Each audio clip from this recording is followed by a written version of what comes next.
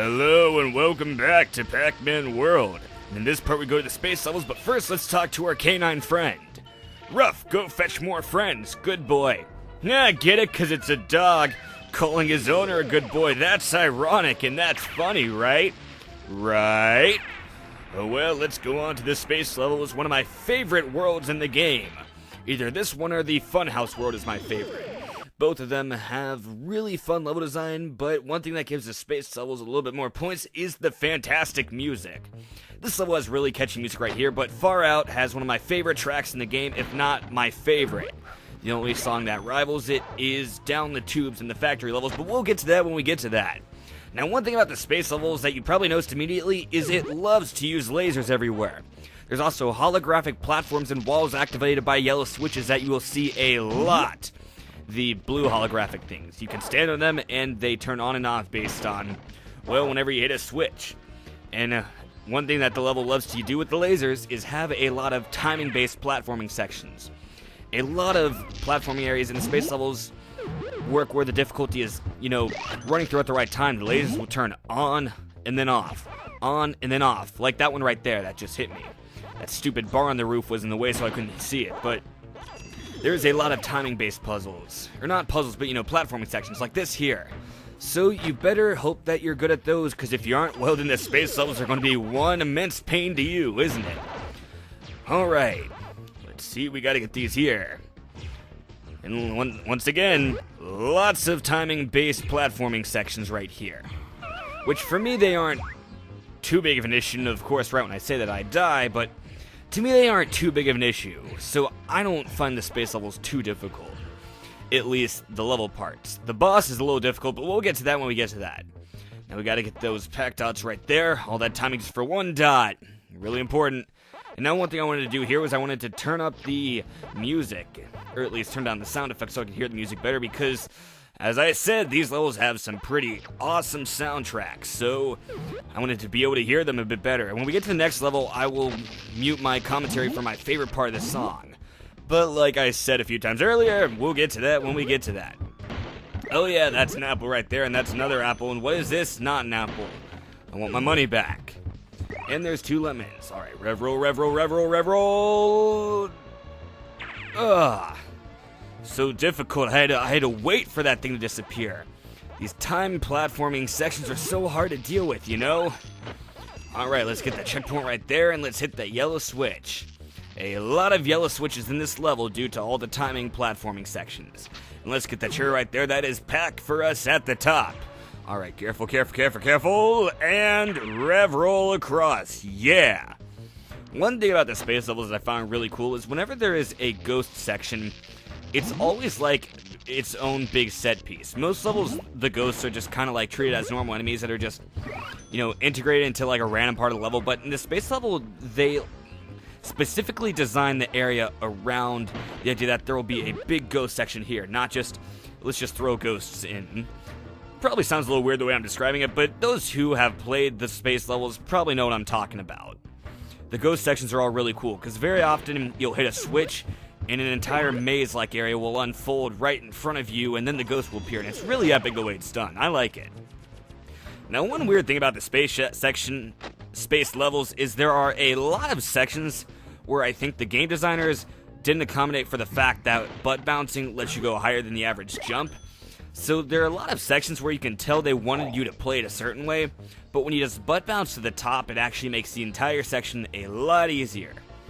I'm not at one of those sections right now, but we'll get to them later. Right now we gotta eat that guy. Yeah. One thing about these levels I find a little weird is the fact that the ghosts are wearing space helmets. That's cool. I like it. All the ghosts are wearing, outfits that correlate to their level, so I'm down with that.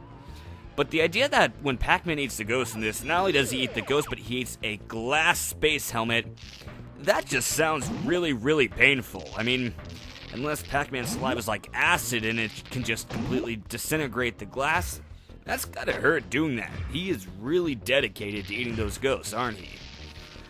Alright, I haven't brought this up yet, and you probably noticed those pink eyes, but those enemies can get really, really irritating. Because what they do is when you get close to them, they start spinning, and they have these little blue lasers that go out in front of them. in a lot of times their placement makes it where if you aren't careful, they can catch you off guard and can get you right away. And I am also getting constantly hit by those timed laser sections. I was just making fun of how those sections aren't that hard, but here I am getting constantly hurt by them. And ghost section right here. Now, this isn't as big as like the other ones, but that's kind of what I mean about how like the ghost sections are their own parts of the level. They aren't just, ghosts thrown in a different part. Again, it sounds weird, but I think you guys know what I mean. And for some reason, turning on the ghost there makes these lasers come back, which is really, really annoying. I already went through this platforming section once, why do I have to do it again? I turned the lasers off earlier, so why are they back? And I almost fell off. What would happen if I fell off after getting the level complete coin? Would it make me die, or would it let me beat the level? Or would it just depend on how late I fell off? I don't know. And now you probably noticed that even though I just beat the level, I got the bonus fruit, you'll probably notice I just skipped the bonus stage. The reason why was because, well, let's just say I failed it, and I felt like it was pretty shameful the way I did. So I'm getting 100% on this level right here as well, so we can watch me do the bonus stage there. I don't know why I didn't do the same thing for the ruins levels when I messed it up there, and I didn't do the same thing for the pirate level because, well, I got close enough to, showing off most of the bonus stage, but here it was just pretty bad. So we're just going to move forwards. Alright, let's see. Whoa, I almost fell off right there. That would have been really shameful. Alright, this section right here, you might get hurt if you want to get all the dots, but I just go across without really trying to get the dots. The dots don't do that much for you other than having stuff to throw, but do you really need those extra few dots right there? Nah. Alright, so that is the letter P right there. You gotta be careful with that, because if you are standing in the middle of it, well, that hologram will go away, and you will fall to your doom. And if you think you can survive standing on the sides, nope, it will rotate, and you will roll right off.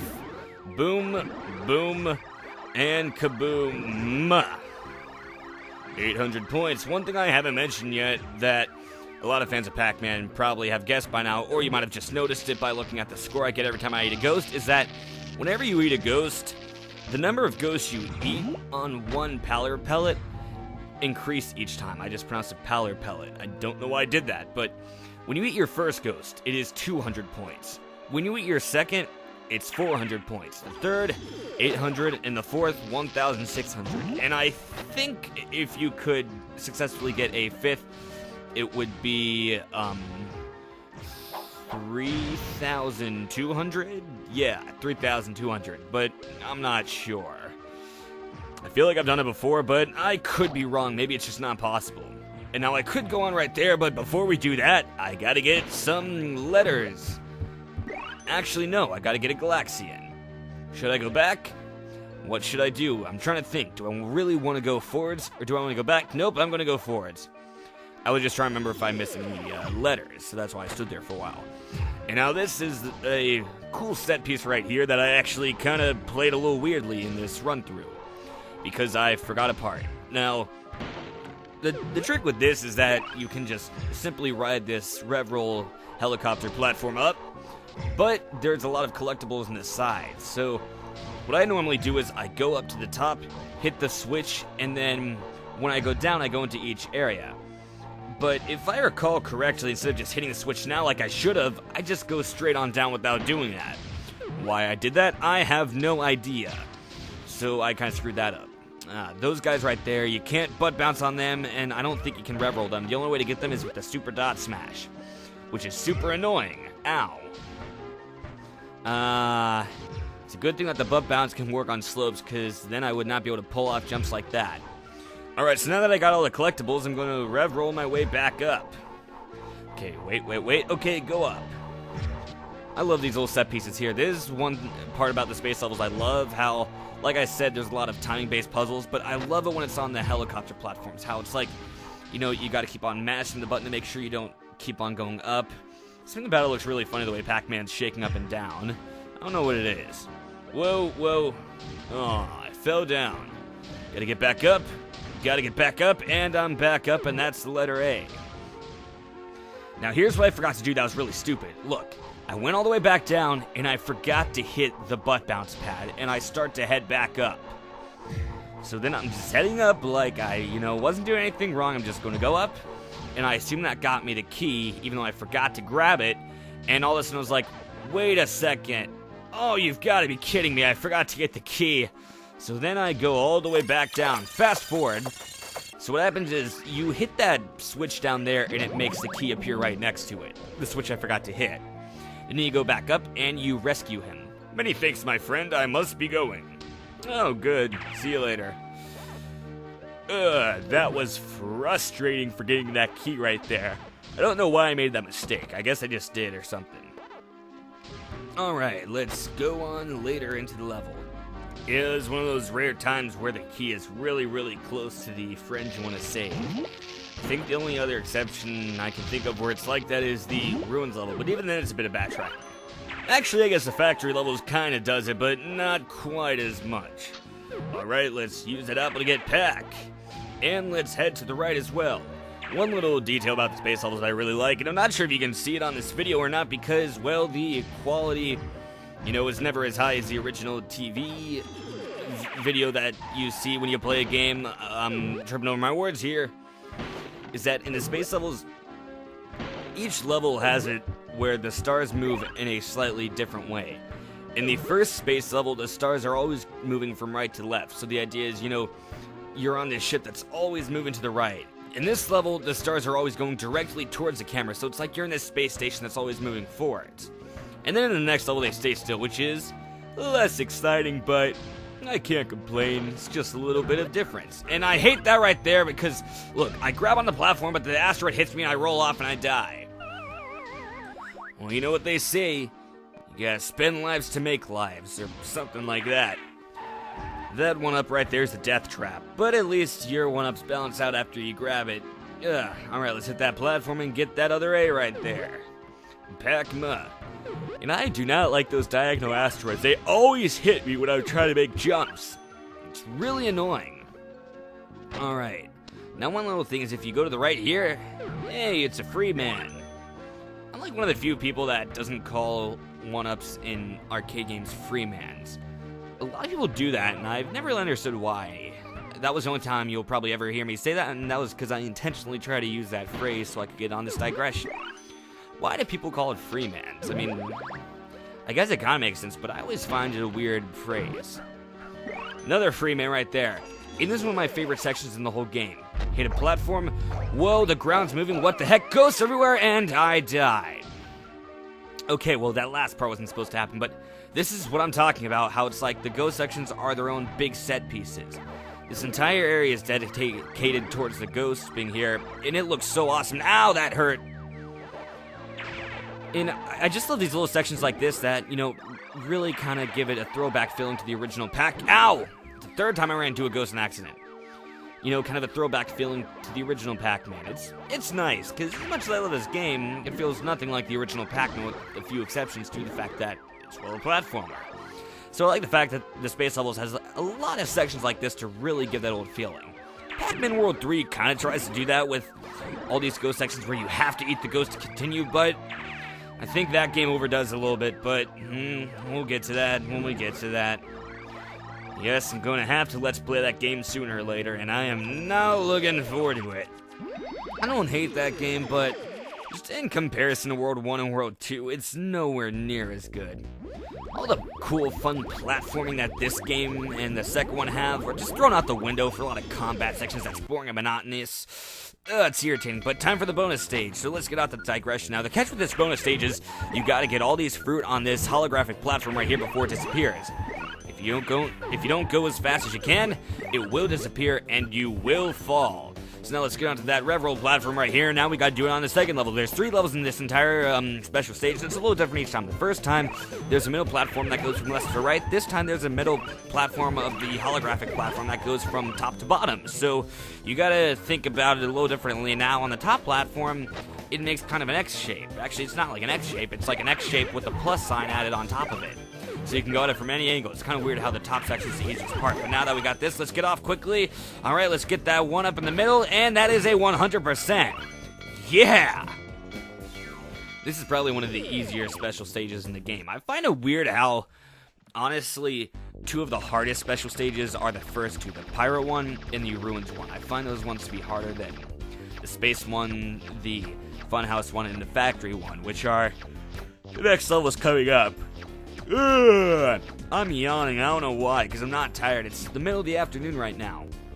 And now I'm going to cut towards the end, but let's just say I got a lot of Galaxians on that thing right there, and I have 43 lives now. If you paid attention earlier, my lives were in the 20s, but because I kept on getting 3 Galaxians in a row, I got over 20 lives. So yeah, that is how useful these slot machines at the end can be. So if you ever think, it's just a waste of time, if you are low on lives and you have a lot of fruit, do it. It is worth it once you are able to memorize the patterns. Alright, now one thing that you might notice about this level is that it is a remix of the Far Out level. So, it's kind of a little weird thing, but I really don't care because, hey, Far Out's my favorite song in the game, and that just reminds me, I was supposed to mute my commentary on a certain part to make it where you could hear the level. Shoot, I swear I actually completely forgot about that. I guess I can do it for this level then, because, well, my favorite part of the song is the same in this level, so I'll just do it for that. I like the Far Out version slightly better, but hey, I still like this version a lot. I think the main difference is some instruments are different, and I think some notes are a tiny bit different, but I don't know. I could mute it out for my favorite part that's coming up in a second, but I'm going to wait till that part plays again in the later part of the level, because if I do it right now, you're going to hear mostly the sound of that rotating platform in the background, and you don't want to hear that, and that is an embarrassing death right there. You know, that sea that you just saw me get on top of that little structure right there is annoying, because you have to get it after butt bouncing on that box. So when you're playing, well, the platform behind me is now completely gone for whatever reason.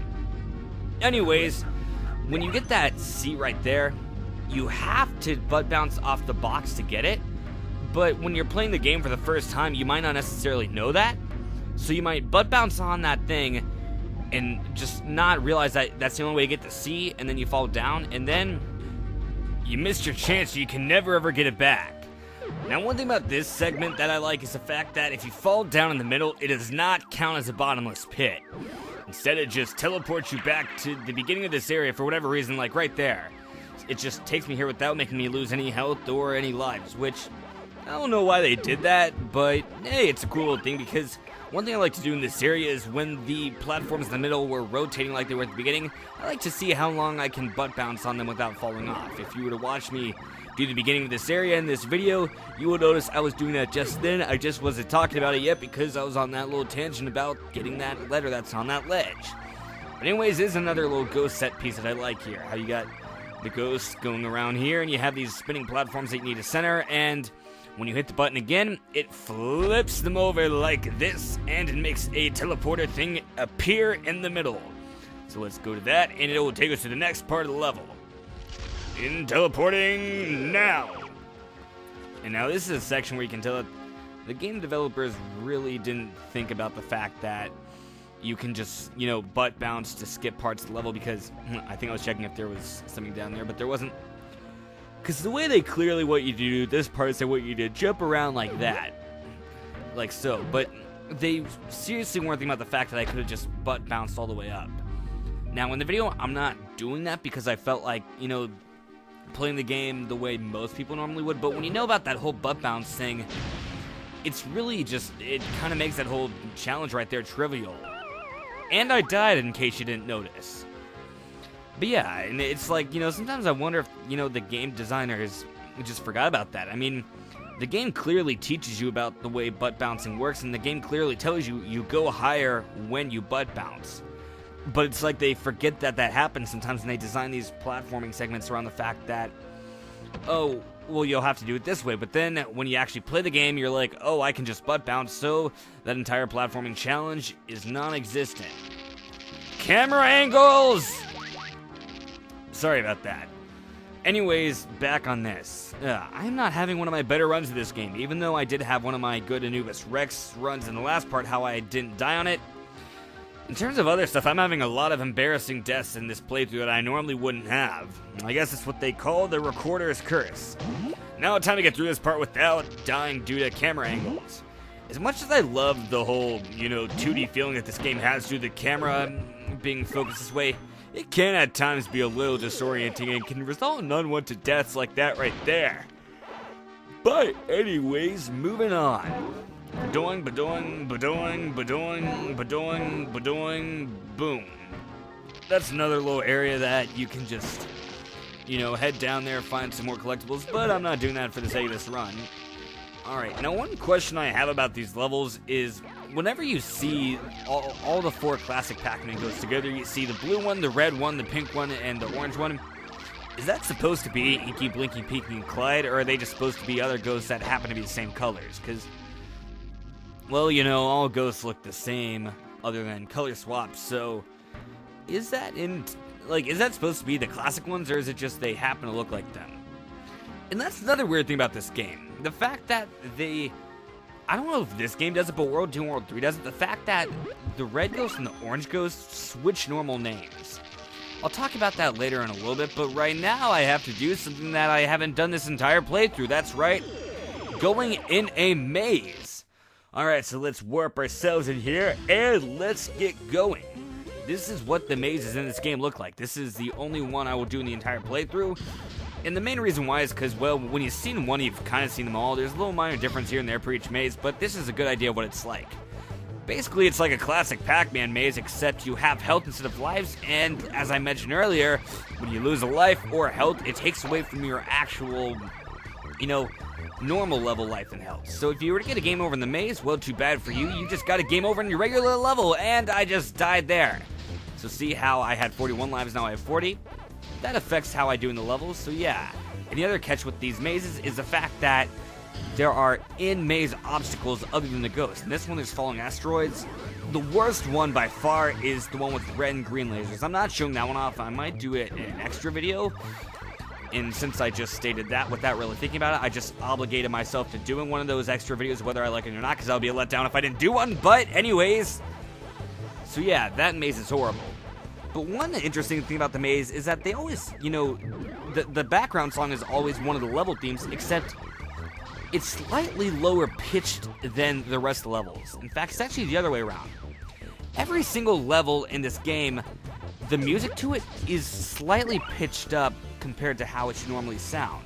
None of the songs in the game, other than the maze songs, actually fit a standard musical key because they all are, half of a half step up. So it's like, they're all, every single musical note you hear in these level songs are notes you wouldn't be able to hear on a keyboard because it's in between, 2 notes. But the maze songs are the only songs where it actually doesn't do that. It's how it should sound. So it took me the longest time to figure out why the maze versions of each level theme sounded different from the actual level themes, and that's why the mazes are the only times where the level themes actually play normal. And I don't know why that happens. I don't know if it's for memory reasons, if they thought they would slightly speed up the songs and slightly pitch them up if it would help save memory. It's a weird thing, but if anything, it does give some of the level, it makes some level songs feel really unique, because I can't think of any other song that sounds like this due to the fact that it's in a non-existent musical key, since every single note isn't on a keyboard. But I don't know, I kind of wonder why they did that. It took me a while to realize that, but yeah, so Space Race is a song they use for the maze, but when you listen to them, to the maze version and the regular level version back to back, you will be able to tell it's slightly different. It's weird. But anyways, let's continue to one of the most awesome parts in the entire game. As soon as we get back to the hub world. Back to Ghost Island again, and now we are going into the boss level of the space world. Now notice what I'm doing. I am changing the controls. I am making it where the rev roll button is an R bumper and the shoot button is an L bumper. The reason why is because on this boss, hitting the rev roll button and hitting the dot smash button will shoot beams as well as hitting the jump button. Therefore, if you put the rev roll and the dot smash on 2 different shoulder buttons, you can essentially shoot as fast as a rapid controller would. I like how that little platform right there takes away all friction. It's weird. There's no friction here, but that's the only time you ever see a platform like that, and you never see one again. They never do anything with it. There's no platform segments out of that, but it's just there for that one segment. I find that really weird. But anyways, this is King Galaxian, an awesome level. And see how I'm shooting really fast? That's because I changed the button layout like that. If you don't change the button layout, or if you don't have a rapid controller, you're going to be smashing that jump button really, really fast. And what I did right there is an easy solution. Do that, it makes a humongous difference. Alright, so basically any fan of Galaga should recognize this right away.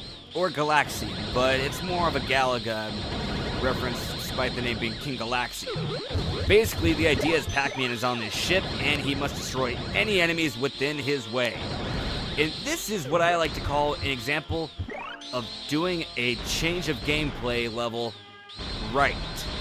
Despite the fact that this plays nothing like a typical level in the game, it is still fun. It is fast-paced, it is simple, it is easy to learn, and you just jump right in and have fun, and it controls well, it is fast-paced, and I just love it. I was changing the controls to the other analog triggers, because I think I did the ones closer to the top of the controller when I wanted it to be on the bottom. I don't know, the point is I was just adjusting it. But anyways, take note from this Sonic Adventure. This is how you should do a gameplay style change. Yes, it feels nothing like the standard game, but it is so much fun though that I really can't care. And while a lot of people call this one of the hardest levels in the game, I feel like it's never to the point where it's cheap. It is fair difficulty. When you die, you don't think like, oh, I only died because this stupid game had a stupid gameplay change, and I'm suddenly supposed to be good at this. Even though it is difficult, it is fair. When you die in this boss, it is your fault. You don't blame the game, you blame yourself. So it's fair. And as I mentioned several times already, the pacing is fast. There's always something happening. And unlike Pac-Man World 2, where the shooting level is really slow, this one, stuff's always happening. There's stuff everywhere. And another great thing about this compared to the submarine level in World 2 is the fact that this one essentially is two-dimensional. You don't have to worry about moving up and down. It's just moving forwards and backwards and left and right. So that's another thing. It makes the controlling easy to do. Get that extra board right there. That's a checkpoint. A lot of people don't realize that and miss it. But anyways, that and the fact that you don't have a limit to how much you can shoot at once. A lot of times when a platforming game has a gameplay changed out to, some type of shooter thing, they normally make where your ammo is limited and you have to wait for it to regenerate. This one, as long as you're hitting that button, you will shoot. And I feel like it makes it more frantic and more fun. And the music in this level is fantastic. Right here. Anyone who is a Galaga nerd will squeal with joy when they hear this awesome soundtrack right here. I'm going to mute out my commentary so you can hear it right now.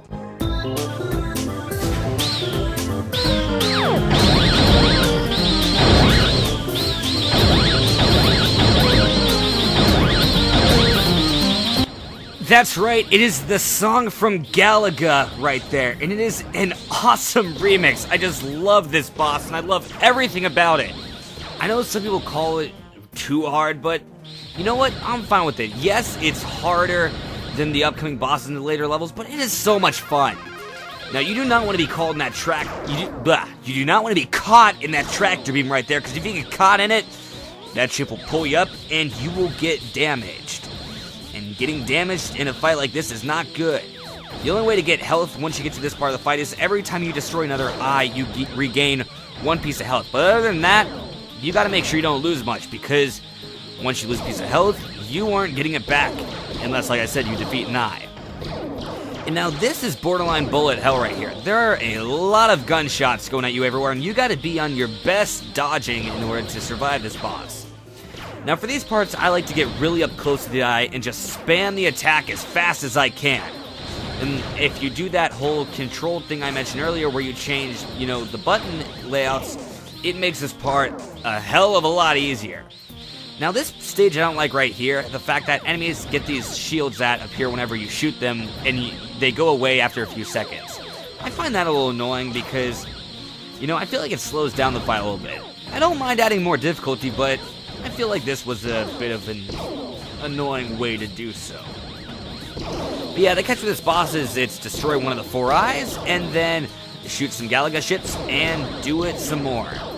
And my strategy is normally defeat the eyes closer to the outside of the ship first before getting the ones on the inside, because it's easier to get the ones on the inside, so you want to save it for a harder stage, because now, as well as having a tractor beam, the ship is shooting bullets at us, so we gotta be careful. Alright, watch out. A few more shots, and yes! And now a satisfying explosion to finish off such an awesome boss battle. Oh, that boss battle makes me so happy. I love Galaga, it's one of my favorite games ever. I mean, obviously I don't love it as much as Pac-Man, Pac-Man's just one of the best things of all time, but the fact that they put a Galaga reference in, and it wasn't just a small one, it was a huge reference, an entire level dedicated to Galaga. But the fact that they put it in the game in such a natural way without making it feel out of place is just awesome. Like, Namco at times gets a little weird about pulling references in, but... Oh, gotta read this? I've just said Pac-Man has imprisoned others that you must rescue. Oh, thanks. You know what? I got it in my digression. The part's about to end in 3, 2, 1 now. Hey, I just realized there were several times where I said I was going to mute out my commentary to show my favorite part of the music, but I never actually did that, so I'm just going to show that right here. Here you go.